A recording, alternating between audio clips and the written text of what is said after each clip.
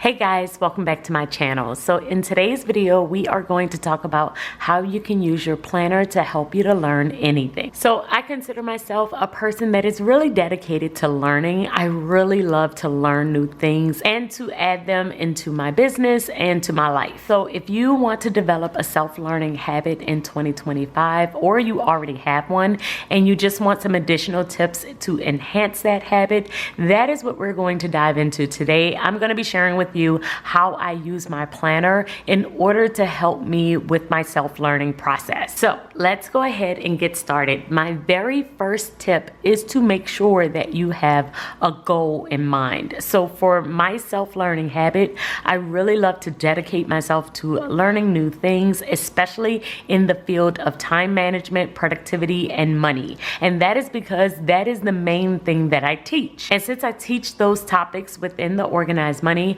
always having something in front of me that will help me become a better teacher, like learning about financial therapy, learning about productivity, learning new skills when it comes to time management, really does help me when it is time to teach a new course, have my membership within the Organize You, and share different things on social media. So that's my goal for continuously learning new things and developing myself personally.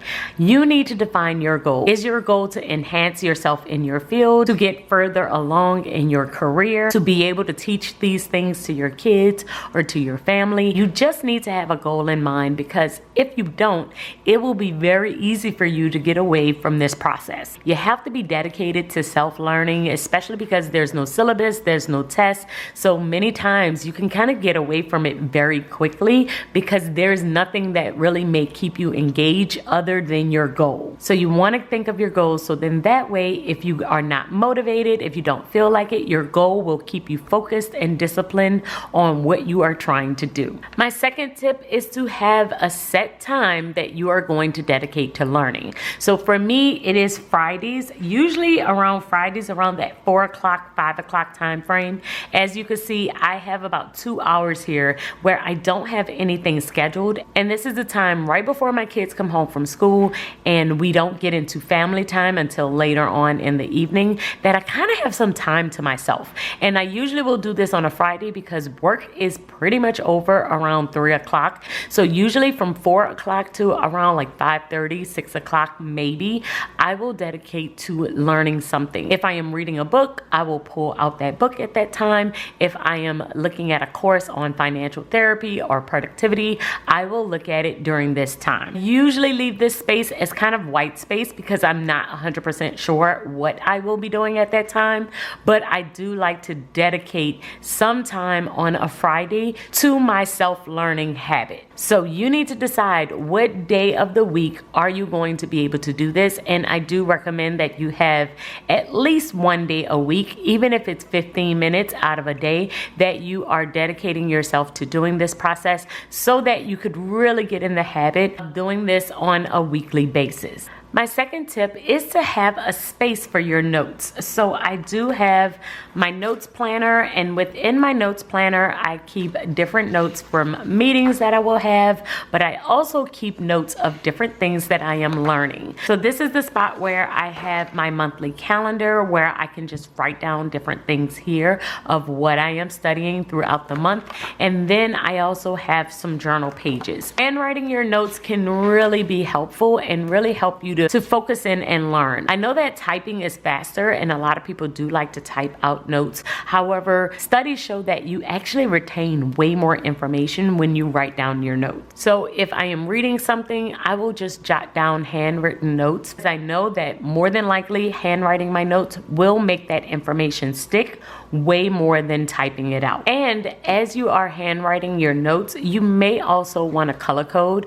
I do love to color code and use these colorful dots. These are from Office Depot, and they are big dots that I will add into my planner, and I will just kind of write down the different topics that we are talking about. Many times if I'm doing this, especially if it's for learning, because I use these dots for different things. Sometimes I use them to organize different subjects, but sometimes I will use them for my learning notes. And I will use green for any money notes that I am taking. I will use yellow for any productivity things. I will use blue if it's financial therapy related. And I will use red for different things that I am learning related to YouTube that may just help me along my journey. Having a color coding system, even if it's with your highlighters, can help you to easily identify and organize your notes. Another thing that can help you with this process is to develop your learning style. So one thing that I like to do with my notes is to write down the date.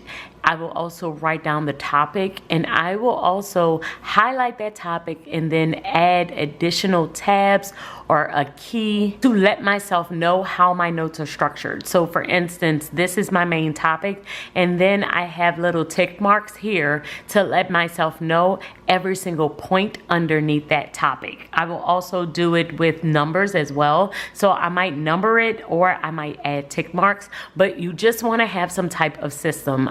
I also believe I have a video on the Cornell note-taking method, and that's where you draw a line down the page and then you have your main topic on one side and the additional notes for that topic on the opposite side. I have used that from time to time, but those three are kind of like my favorite ways to take notes. I will either use tick marks, I will use numbers, or I will use the Cornell method, but that is basically my learning style. I know that if I see that particular style, then I know what the main topic is, and I know the points underneath that topic, so that my notes basically have the same type of structure, and I am easily able to retain it because I know the structure. And another thing that you want to do is keep track of the habits. So many times I will do this within my monthly calendar is I will write down the notes that I currently have and how long I studied that topic. For instance, I wrote here that the topic was being productive without burning out,